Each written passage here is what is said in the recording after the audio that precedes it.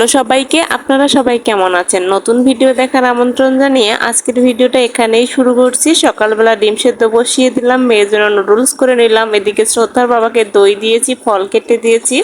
আর এখানে হচ্ছে একটু লং, গোলমরিচ, আদা, লবণ দিয়ে চা বানিয়ে দিচ্ছি। এটা হচ্ছে ওদের বাবা মেয়ের নাস্তা শেষ। এবারে হচ্ছে আমার নাস্তা, একটু হচ্ছে চানাচুর আর মিষ্টি দিয়ে সকালবেলা নাস্তা খেয়ে নিলাম। আর এই যে দুপুরবেলা একটু হচ্ছে ভেন্ডি ভাজি করব। ভেন্ডি ভাজিটা একটু পেঁয়াজ ভেজে নিয়ে করতেছিলাম।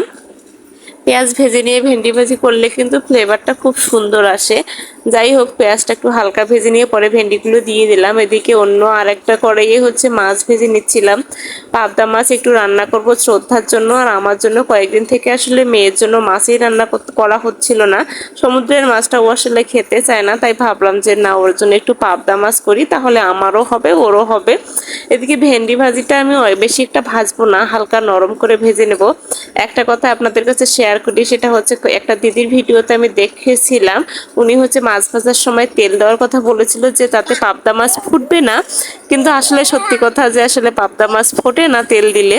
যাই হোক, দিদিকে অসংখ্য ধন্যবাদ, ভিডিওর মাধ্যমে জানালাম। দিদি যদি আমার ভিডিও দেখে তাহলে তো অবশ্যই জানবে যে ওনাকেই আমি এক কথায় মেনশন করেছি।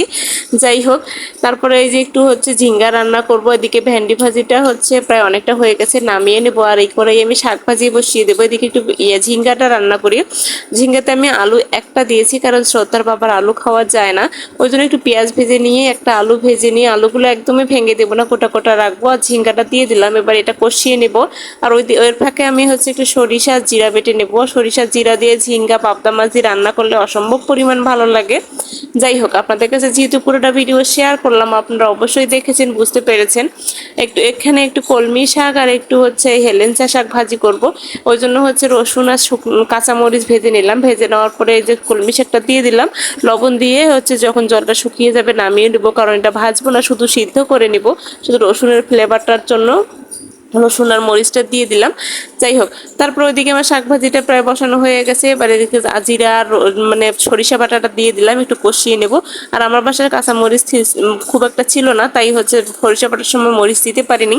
একটু মরিচের গুঁড়া দিলাম, কিন্তু কালারটা খুব সুন্দর হয়েছিল। মরিচের গুঁড়া আসলে দিলে তরকারির কালারটা খুব সুন্দর হয়, কিন্তু একটু ঝাল বেশি হয়, এজন্য আসলে মরিচের গুঁড়া দিতে ইচ্ছা করে না। কিন্তু আমি সবসময় মরিচের গুঁড়াটা দিয়ে থাকি, সেটা হচ্ছে যেটা রঙের জন্য সেইটা। যাই হোক, ওটা আজকে দিলাম না, ঝালের জন্য মরিচের গুঁড়োটা দিলাম। এদিকে আলুটা সিদ্ধ হয়ে গেছে, নামিয়ে নেব। তার আগে একটু পাবদা মাছগুলো দিয়ে দিলাম। আর পাবদা মাছটা যেহেতু অনেক নরম হয়, তাই একটু নামানোর আগে আগে দিয়ে একটু নাড়াচাড়া করে নামিয়ে নেবো। তো মাছের গন্ধটাও হবে, তরকারিটাও খুব সুন্দর ফ্লেভারে ভরে যাবে।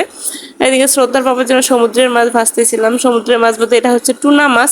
আমি মূলত এটার নাম জানতাম না, পরে ইউটিউবে সার্চ দিয়ে দেখি এর নাম হচ্ছে টুনা মাছ। যাই হোক, আপনাদের কাছেও শেয়ার করে নিলাম। আজকের ভিডিওটা কেমন লাগলো অবশ্যই কমেন্ট করে জানাবেন। এই হচ্ছে আমার ফাইনাল লুক, খুব সুন্দর হয়েছে, তাই না? তো আজকের মতো এ পর্যন্ত। সবাই ভালো থাকবেন, সুস্থ থাকবেন, টাটা। এই কামনা করে আজকের ভিডিও শেষ করছি।